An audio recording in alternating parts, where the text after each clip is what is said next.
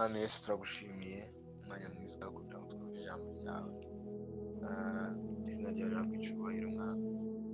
Turi imbere yawe turagusabye kugira ngo twemerere Mana, twemere dutunganye kugira ngo tube ibikoresho bizima kandi byejejwe bivuga iby'ubwiru bwawe cyangwa se haleluya. Mwami twemerere ntabwo ari twebwe Mwami, ahubwo tube ibikoresho byawe kugira ngo bivugire icyo washatse ko twumva uno munsi wa none Mwami. Ubwenge bwawe ari bwo buba wishurwa muri twebwe kugira ngo Mwami icyo washatse ko duhabwa ku ijambo ryawe ari umutsima utunga ubugingo bwacu Mwami, tubihabwe mu izina ryawe Yesu dusenze. Twemere tugire ibikoresho gusa birangurura iby'ijambo ryawe. Urakoze kubyumvishe Mana, urakoze kubyumvishe. Tubaye ikaze Mwuka Wera kugira ngo uganze kuri kino gicaniro kandi wikorere Mwami Yesu, wikorere Mwami Yesu, usoze umurimo watangije mu izina rya Yesu, amen. Murakoze cyane umwanya mwiza Imana iduhaye kuganira ijambo ry'Imana. Ndabakiriye kandi ni karibu. Reka tubanze dusome ijambo ry'Imana cyangwa se amagambo y'Imana dufite. Murabizi ko turi kuganira kuri deni uvuga ngo gushima Imana bihoraho. Ni ijambo riri mu Batesalonike ba mbere ibice 5:18. Aravuga ngo mu bibaho byose muhore mushima kuko ari byo Imana ishaka, kuko ari byo Imana ibashakaho muri Kristo Yesu. Murakoze cyane. Mbere ko ntangira kandi ijambo ry'Imana munyemerere nk'uko rino jambo ritubwiye, riravuze ngo mu bibaho byose duhore dushima. Ntabwo natangira nashima Imana, waje gushima Imana mbanze nshima Imana ho gatoya. Nshima Imana kubwo Imana yabanye natwe. Mwene data niyo twaganiriye ubushize anyibutsa ko tugiye kuzuza umwaka cyangwa se n'iri tsinda turiho cyangwa se twaratangiye gukora umurimo w'Imana, twaratangiye guhuza imbaraga kugira ngo duhimbaze Imana kandi turusheho guhugurana no kwigishanya no kuganira amagambo y'Imana. Rero turabishimira Imana, ibyo ni Imana yabikoze. Imana ishimwe ko umwaka ushize ni ibintu byinshi byabayeho, twaciye mu bintu byinshi ariko Imana yabanye natwe kandi nshimira n'Imana. Njyewe ubushize narebye kuri channel yacu nsanga sinzi ukuntu byagenze ariko Imana yakoze umurimo ukomeye. Ubu dufite amavideo 57 kuri channel yacu. Tubishimira Imana kandi n'abantu bose babigizemo uruhare. Imana ibahe umugisha. Dufite subscribers nabonye ari 101. Tubishimira Imana cyane kubera ko kuba Imana yaradushoboje tukagira uru ruhare tugira umurimo wayo cyangwa se mu ivugabutumwa. Imana ibishimirwe cyane. Rero baje gushima Imana ishimwe ko yabanye natwe mu bihe byari bigoye no mu bihe byari bitworoheye. Ibyo byose yabanye natwe, turabishimiye cyane. Imana ishimwe. So rero ntabwo ndi gufata umwanya munini cyane, ndashaka ko tuganira amagambo y'Imana Imana yashyize ku mutima uno munsi wa none. Icyo navuga kindi ni uko inama y'Imana duhaye kugira ngo twongere tuganire amagambo y'Imana nuko ijambo ry'Imana ritubwira ngo ibyanditswe byose mu byera byahumetswe n'Imana kandi bigira umumaro wo kudutunganya no kutwigisha n'indi mimaro myinshi cyane kugira ngo tuvemo abashitse. Rero umwanya nk'uyu nguyu ndawuzi ko kandi namwe murabizi ko ari uw'agaciro cyane. Ni umwanya wo guhabwa cyangwa se kugira ngo twongere kandi tugire bimwe twunguka mu bitunga ubugingo. Ngeze kubabwira ngo bita amazina ajya akunda kuvuga ngo nk'uko ngo intare cyangwa ikizu kitajya kirya ntabwo kiba kirya ibiryo cyangwa se ntabwo kiba kirya inyamaswa zidafite ubuzima cyangwa se kitabanje kwica kuko cyabonaga zifite ubuzima. Ni ukuvuga ngo nicyo kiyicira izo nyamaswa. Ni ukuvuga ngo ijambo ririmo ni uko yavugaga ko buri mukristo buri munsi yakagombye kuba hari ubuzima arya, cyangwa se hari ibitunga ubuzima bwe arya, mu yandi magambo ari ibifite ubuzima yakira, mu yandi magambo. Rero ijambo ry'Imana ni ubuzima kuri twebwe, nibyo biryo bitunga ubugingo bwacu, kuko ntabwo twabaho cyangwa se tudafite ijambo ry'Imana. Rero ni byiza kandi inama nziza yuko buri muntu wese yajya arangiza umunsi we agize ibitunga ubugingo yakiriye, cyangwa se agize ubuzima yakira muri we. Yaba ari indirimbo wumva ku munsi wakazinduye zikaba iz'ibiryo ari izitunga ubugingo bwawe, yaba ari ijambo ry'Imana ushobora gusoma Bibiliya, yaba ndetse n'ibindi bintu byose ushobora kwatendinga, kugira ngo bigomba kuba birimo navuga ibitunga ubugingo. Nk'uko nari nsomye rino jambo riri mu Batesalonike ba mbere dufite nka teme y'uku kwezi, rivuga ngo ibiba byose muhore mushima kuko ari ibyo Imana ibashakaho muri Kristo Yesu. Ndagira ngo mbanze nsobanura n'amagambo gatoya mu buryo navuga bwitondagura in details, nyine mvuge mu buryo bwo kuyarondora. Ijambo rya mbere cyangwa se mu magambo ya mbere abanza aravuga ngo bibaho byose. Bibaho byose nabisesenguye nza gusanga ni mu yandi magambo ni in every circumstance, every season, situations, mu bihe bitandukanye. Nza gutanga ingero, ariko aho ngaho nari mvuze ngo muri situation zose, yego mwabyumva mwese, muri sezo zose, nk'uko ushize twari twiga ku kintu cya sezo, kugira ngo abantu baracyumvishe cyane. Mu gihe ibintu byawe bitagenda nk'uko ubishaka cyangwa se ubishaka, mu gihe umuntu ashomye cyangwa se afite akazi, mu gihe umuntu arwaye cyangwa atarwaye, navuga ko ari ubwo busobanuro bw'ijambo mu bihe byose. Ni ibihe byose nyine muri situation zose waba urimo. Noneho ayandi magambo akurikira aravuga ngo muhore mushima. Muhore, ijambo muhore ryo ni ijambo rigaragaza muri none rero ko ari ikintu kiri continuous, ni ikintu kigomba guhoraho buri gihe cyose. Mushima, ijambo gushima ko ari iby'Imana ibashakaho muri Kristo Yesu. Reka bivuge mfate kuko ari iby'Imana ibashakaho, cyangwa se iri jambo mu yandi magambo risobanuye ko ari ubushake bw'Imana, kuko icyo gikorwa gihoraho cyangwa se gushima bihoraho mu bihe ibyo ari byo byose, ari bwo bushake bw'Imana, ari ubushake bw'Imana, atari ikintu navuga gishobora kubaho cyangwa ntikibeho, ahubwo niko Imana ibishaka muri Kristo Yesu. Muranyihanganira, ntabwo nari nafashe audio yose y'ibyo nagomba kubwiriza, ariko nyuma yo gusesengura ino jambo gushima, narivuze ngo tuganire gushima ni iki. Gushima mwene data ushize rero tubwiye ko ari reaction umuntu ashobora kugira agaragaza umuntu wamugiriye neza, cyangwa se ni nka ikintu umuntu ugiye kugirwa neza akora,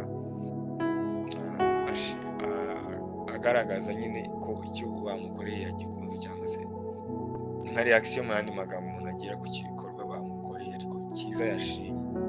So rero gushima Imana byo urumva biri specific, ko uri gusa nkaho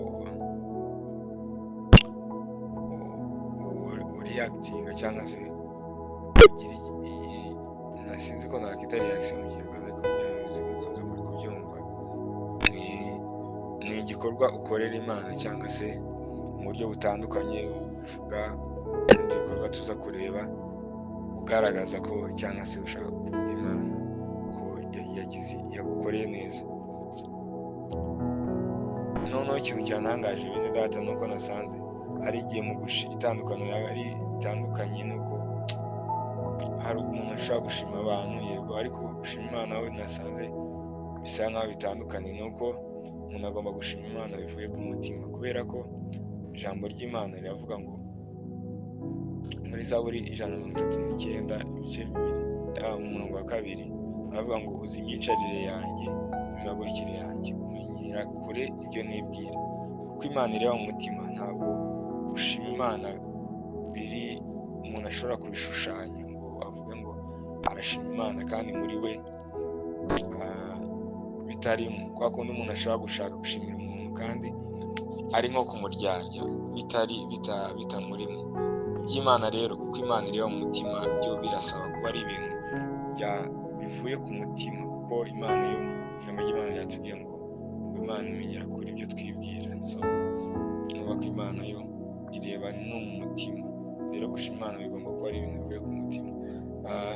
Ndashaka kuvuga rero ku bintu bitari byinshi, noneho tuze kurangiza. Ni ibintu natekereje wenda twese tuza guhuriraho kandi twese twabona tukemezanyaho. Ni ibintu biranga, ni ibintu bigaragaza, tuza kuganiraho, bigaragaza ese gushima bigaragaza umuntu umeze ute, cyangwa se ku Mana nyuma yo gushima Imana ibona gute umuntu ushima bihoraho nk'uko ijambo ry'Imana ryatubwiye. Icya mbere, gushima Imana bihoraho bigaragaza ibyiringiro dufite mu Mana, cyangwa se bigaragaza ko twiringiye Imana. Ijambo ry'Imana tujya gusobanura mu bibaho byose, ngo mu bibaho byose muhore mushima. Twavuze ko muri situwasiyo zose ijambo ry'Imana ridukangurira guhora dushima Imana. Rero mu gushima bihoraho bigaragaza umuntu ko yiringiye, cyangwa se ko ijambo ry'Imana ryatubwiye ngo ibyiringiro dufite mu Mana. Reka turaza kwifashisha Abakorinto ba kabiri ibice 4:8, tuza no gusoma kwa 13. Haravuga ngo dufite amakuba impande zose, ariko ntidukuke imitima. Turashobewe ariko ntidukuke imitima. Turashobewe ariko ntitwihebye. Turarenganywa ariko ntiduhanwa.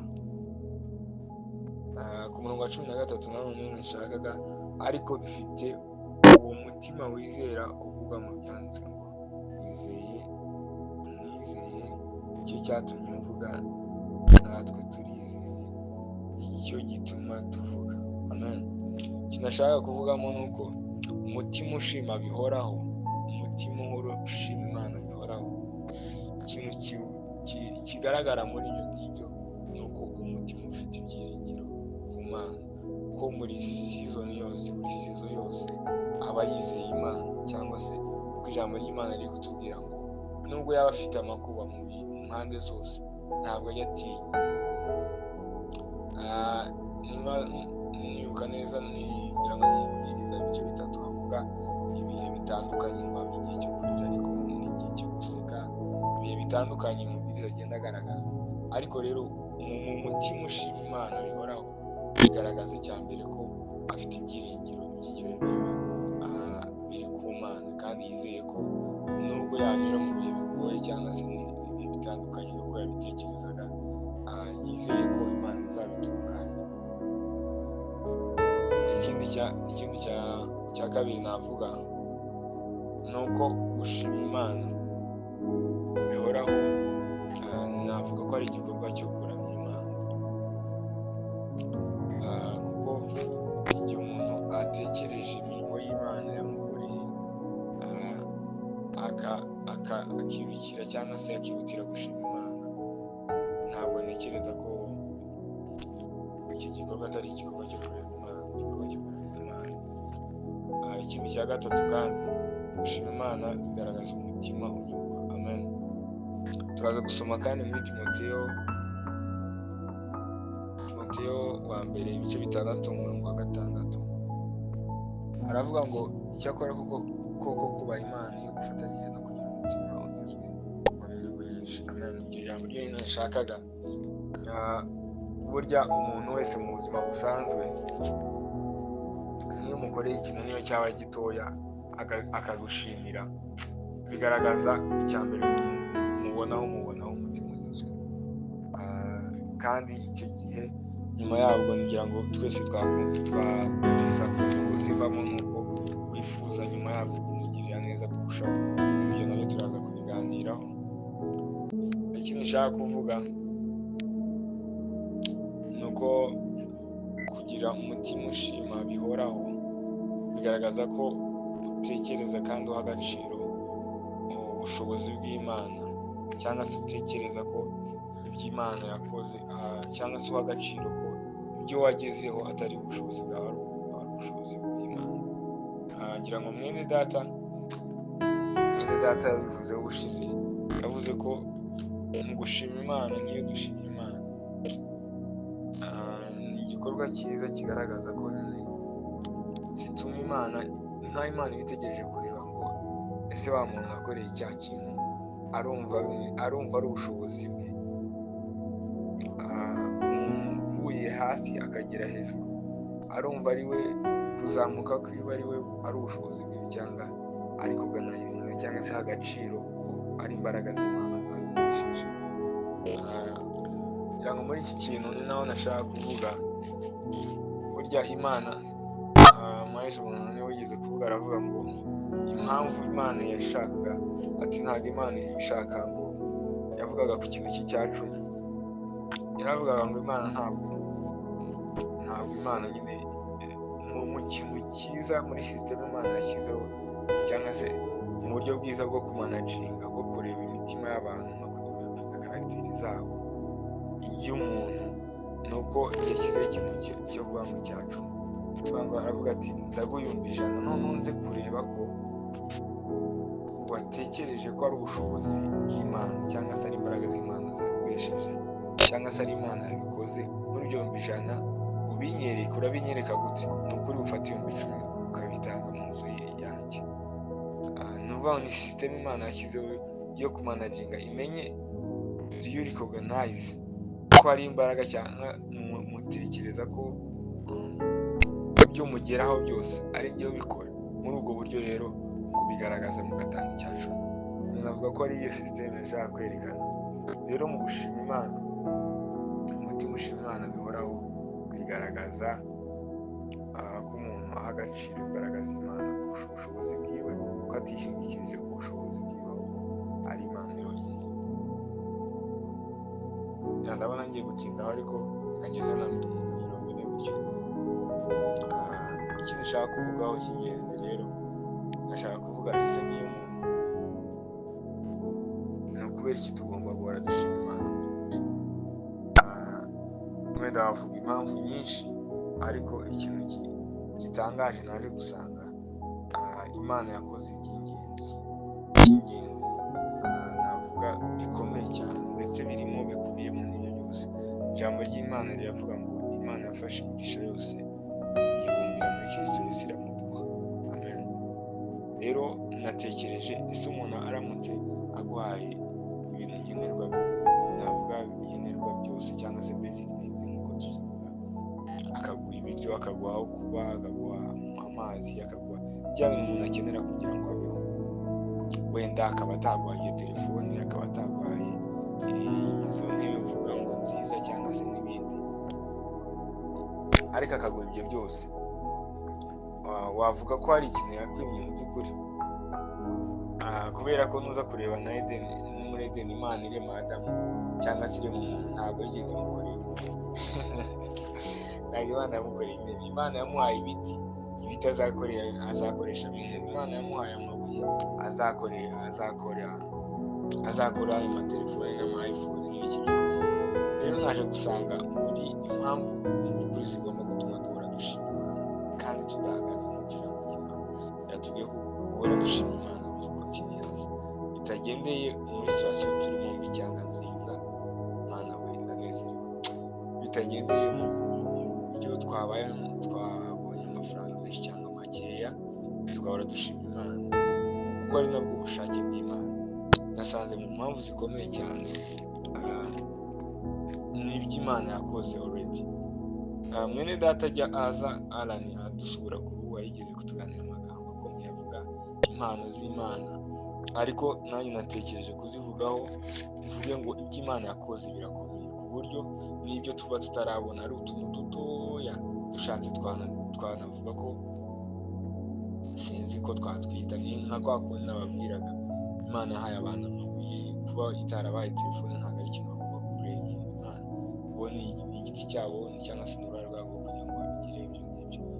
Navuga ngo mu impamvu z'ingenzi zigomba gutuma duhora dushima Imana ni ibintu bitatu Imana yaduhaye.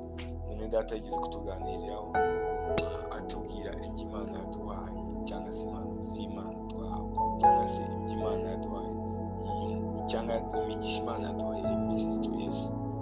Iyo migisha uyitekerejeho yonyine yagutera gushima Imana, kuko ni nayo fondasiyo mu Kristo.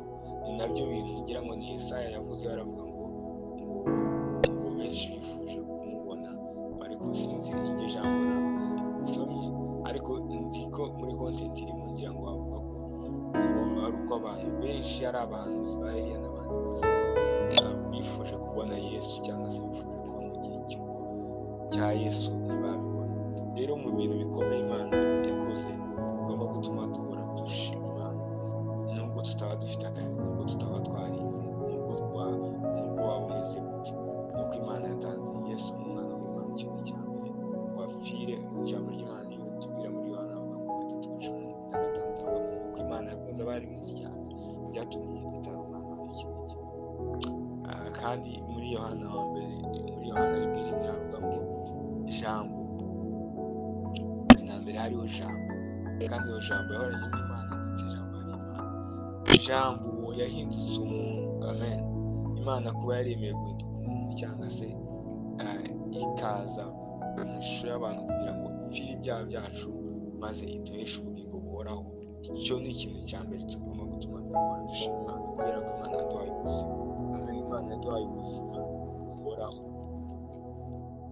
Ikindi kintu tugomba guhora dushima Imana ni uko Imana yaduhaye umwuka wera, aba umufasha wacu muri ubu buzima turimo. Umwuka wera ni imbaraga, ni ubwenge muri twebwe abakiriye Kristo nk'umwami n'umukiza, kandi bakiriye umwuka wera. Haleluya, haleluya. Icyo ni ikintu gikomeye cyane kiruta ibintu byose, cyangwa se ni fondasiyo ikomeye cyane igomba gutuma duhora dushima Imana, kubera ko umwuka wera ni ikintu gikomeye cyane muri twebwe. Rero kuba tumufite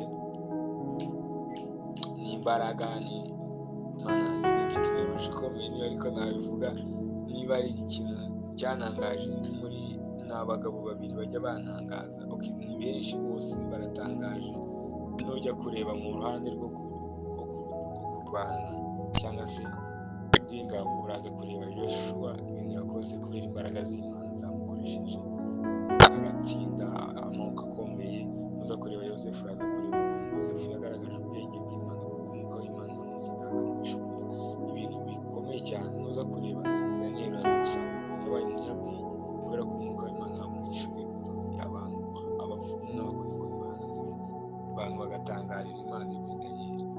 Uza kureba n'abantu bakomeye cyane, uza kureba ibintu umwuka w'Imana yakoresheje ba Pawulo n'abantu benshi n'ingero nyinshi zitandukanye. Uza kureba aba Samusoni, uza kureba abantu bose avuga ni urugero rwiza rugaragaza imbaraga z'Imana ishobora gukora. Rero tekereza umuntu, niba tuvuga umuntu ataguhaye niba umuntu ataje ngo aguhe igikombe akigusigirize, ariko akaguha imbaraga zishobora kukiguhesha, ubwo se uwo muntu wamurenganya? Rero tugomba guhora dushima Imana, kubera ko ibyo ni ibintu by'ingenzi dufite biruta ibyo dushobora kuba tutabona wenyine, kandi ibyo ngibyo dufite ni 100% birashoboka kubiduhesha ibyo tudafite. Rero ntacyo twashinja Imana mu yandi magambo, nibwo nabivuga. Icya gatatu kigomba gutuma duhora dushima Imana, mwene data nk'uko yavuze, Imana yaduhaye ubuzima bw'Imana muri iyi si. Navuga ko ubuzima bw'Imana muri iyi si, wenda nabuze cyanditswe yigeze gukoresha, ntabwo gikurikiranye neza, ariko kubaho ubuzima bw'Imana navuga ko tubiheshwa n'imbaraga z'Imana ziba muri twebwe. Haleluya. No guhishurirwa ijambo ryayo. Amen. No guhishurirwa ijambo ryayo, cyangwa se kuba ubuzima bw'Imana ni uburyo duhishurirwa ijambo ryayo. Nyuma yo guhishurirwa ijambo ry'Imana kandi tukagendera mu mbaraga z'Imana, icyo gihe tubaho ubuzima bw'Imana nubwo twaba tukiri mu isi, tutirengagije ko tudafite ubuzima buhoraho. Nyuma y'iyi si tuzabaho ubuzima Imana we, tuzabana gutya bw'igihugu cyiza. Amen. Tuzabana na Yesu, tuzamubona amaso ku maso. Nasomye ijambo ry'Imana muri Yobu, sinibutse narinyuzeho, sinafashe ibice n'umurongo, ariko Yobu yavuga ko umuntu azamwirebera, azareba Yesu n'amaso ye, azabona nyine Imana ngo n'amaso yiwe, ngo amaso yiwe, kubera ko niba byavuga ngo amaso y'Imana, amazi ariryo jambo rero barikuye muri Yobu. Ndaza kurishaka neza, nzareba sindigira, ariko biratangaje cyane, biratangaje cyane. Rero ni ibyo bintu bitatu cyane cyane avugaga tugomba gutuma duhora dushima Imana kuko yaduhaye iby'ingenzi byose bishoboka. Ikindi kintu nshaka gusorezaho, umuntu ndangiza na 40 tugeze ngabaga na bene bacu bane data mwese ntabareka tukaryama, ni uko gushima Imana niba ari ikintu gitangaje, gushima Imana cyangwa se igikorwa cyo gushima Imana gituma kimuvinga Imana, cyangwa se gituma Imana gikoraho, Imana gituma Imana ikorwaho. Biba ngo bita translating, ariko gikora ku Mana cyane ku rwego rurenze. Nkuko nabivugaga nyine data mbonye nabyanditse, Imana niyo ntabwo mu by'ukuri Imana ikeneye ngo, ahubwo iba ikeneye ko tugaragaza uburyo nyine twahaye agaciro Imana yakoze. Muri ibyo ngibyo rero nababwiye ko mu gutanga icyacumi, mu gutanga amaturo, kuko umuntu ashimira umuntu, ashobora kumubwira mu magambo, ashobora kumwitura muri ibyo yamuhaye. Niba umuhaye inka nkaguhe, nkazakwitura. Murabizi byari mu mico y'abantu kera, waba warankoreye iki, waba waranguriye iki, nanjye none nkakugurira nanjye ikintu mbonye mu bushobozi bwanjye, nk'ibyo. Rero mu buryo butandukanye bwo gushima Imana, ushobora gutanga icyacumi, ushobora gutanga amaturo, ushobora kubivuga mu ruhame, ushobora Mana yanjye ndanezerewe, ushobora gukora mu buryo butandukanye. Ushobora kuvuga ati Imana ubwo wangejeje kuri iki, reka mfashe abakene kubw'icyubahiro cyawe, ku buryo wankoreye. Imana ushobora, sinzi ukuntu nabivuga, ariko murabizi uburyo bwinshi umuntu ashobora gukora ashima Imana. Rero ndashaka kuvuga uburyo bumwe mu nyungu yo gushima Imana bihoraho. Ni ikintu cyanangaje nsomye mu itangiriro, inkuru ya Aburahamu. Imana yamugiriye neza, Imana yamusabye gutanga Isaka. Noneho kugira ngo Imana irebe, ivuga ati ubwo Aburahamu amuhaye Isaka agiye kumundutisha.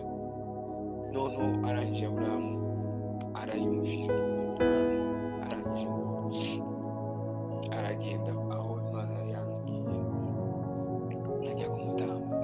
Arangije nyuma, murabizi iyo story, nibwo Imana yamubujije, ikamwereka umwana w'intama agomba kubaga kugira ngo ari we w'igitambo atura Imana. Ikintu gitangaje rero ni ukuntu Imana yatangajwe cyane n'umutima wa Aburahamu, yatangajwe cyane n'umutima wa Aburahamu witeguye gutura Imana buri kimwe cyose, cyangwa se buri kimana yamuhaye akarikoganizinga, cyangwa se akariyakitinga kuri urwo rwego, avuga ati nubwo Imana yasaba gutanga ibyo yamuhaye n'umutima, reka mbikore. Haleluya. Imana yanjye ndanezerewe. Ikintu cyantangaje ni ukuntu Imana yabaye umuti, cyangwa se yakozweho cyane, irangije imuha amasezerano. Ku murongo reka tubasome itangiriro 13:15, haravuga ngo, titire y'amagambo ni ukuvuga ngo nyuma ya story y'ukuntu Aburahamu yari amaze kujya gutamba umwana we Isaka. Nyuma rero dore ukuntu byagenze. Imana, titire y'amagambo iravuga ngo Imana iha Aburahamu umugisha ukomeye. Maze marayika w'Uwiteka arongera ahamagara Aburahamu, aramubwira ari mu ijoro, aramubwira ati ndirahiye, niko Uwiteka avuga, ubwo ungenjeje utyo ntunyime umwana wawe w'ikinege, yuko no kuguha umugisha nzaguha umugisha, no kugwiza nzagwiza urubyaro rwawe nzagwiza urubyaro rwawe ruhwane n'inyenyeri zo mu ijuru kandi ruhwane n'umusenyi wo ku kibaya cy'inyanja, kandi ruzahindura amarembo y'ababisha barwo. Nsoreza kuri Aburahamu nyine ni uko ikintu gitangaje, kino gikorwa Aburahamu yakoze nicyo cyamwumvise Imana cyangwa se cyakoze ku Mana, kigira uruhare mu gusohora kw'amasezerano ye, kuko yari yarasezeranye kuko azabasekuruza Imana. Ariko kino gikorwa cyo gushima Imana, kino gikorwa cyo kwitura Imana ibyo yagukoreye, ku kigero ushobora no kuvuga ngo ibyo byose yampaye reka mbitange kuko n'umwe niwe yabimpaye. Haleluya. Byamwumvise Imana ku buryo Imana byatumye byagize uruhare mu gusohora kw'amasezerano, navuga byatumye Imana ikomeza amasezerano. Rero mwene data ushobora kuba ufite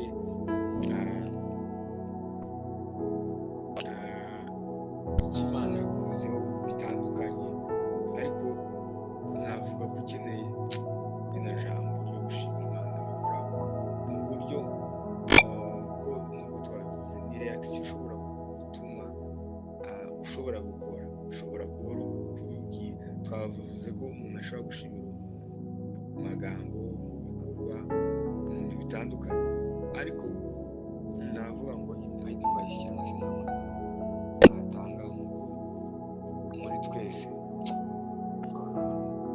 amagambo yego kuvuga mu bantu nabyo birakenewe, ariko tugerageze mu buryo bwose, niba ari mu magambo uhora ushima akanwa kawe ntikabe mu kwiganyira gusa, uhora ushima Imana kuko twasanze ibikomeye byose Imana navuga ko ibyo twatekereza byose Imana yarabikoze. Dusigaye n'utuvuga ushobora gukora wagizemo uruhare ugatugera dutoya, kuko nta kintu kinanira umwuka w'Imana uri muri wowe, nta kintu kinanira Yesu. Ndagushimiye Imana. Rero urumva ko icyo navuga ni uko tugomba guhora mu kanwa kacu, niyo advice isoza natanga, tugomba guhora mu kanwa kacu twuzuye amagambo ashima Imana. Amen. Ikindi kandi ni uko tugomba kugira umwete wo kubihamya no mu bandi. Amen. Ukagira umwete wo kubihamya mu bandi, ari mu nsengero, ari mu bandi muri kumwe, mu nshuti zawe, ari hano kuri kino gicaniro cya Pray Now Youth, ahandi hose Imana yagukoreye ivuga mu Mana. Ndashima Imana n'abantu barusheho kumenya ko bagira ibyiringiro y'uko Imana ikiri ya Mana ikora, kugira ngo murabizi amashimwe ku bantu benshi agenda basubizamo imbaraga, kuko nanjye numva ibyanjye ubona bitarakunda bizakunda. Ikindi noneho gitangaje ni uko turushaho navuga kwitanga twe ubwacu kugira ngo dusave Imana mu buryo nk'uko Aburahamu yabigenje, cyangwa se dutange ibyo dufite ari mu mibiri yacu, niko mwene data ushize yatubwiye. Gushima Imana mu gutanga no mu byo dufite hari sacrifice cyangwa se nko gukora ibikorwa. Rero niba umaze gukurikira iyi video ukaba wifuza kwakira Yesu nk'umwami n'umukiza w'ubugingo bwawe, ndagira ngo usubiremo aya magambo: Mwami Yesu, ngwino mu buzima bwanjye, umbere umwami, umbere umukiza ubugingo bwanjye. Ndakwihaye kugira ngo mpindure, kandi ubugingo bwanjye bube mu maboko yawe. Wandike izina ryanjye mu gitabo cy'ubugingo, mbisibe mu gitabo cy'urupfu. Mu izina rya Yesu Kristo nambaje, amen. Nyuma yo gukora iyo commitment, ndagira ngo uze kwandika, kohereza amazina yawe kuri iyi namba iri hasi, turaza kugufasha.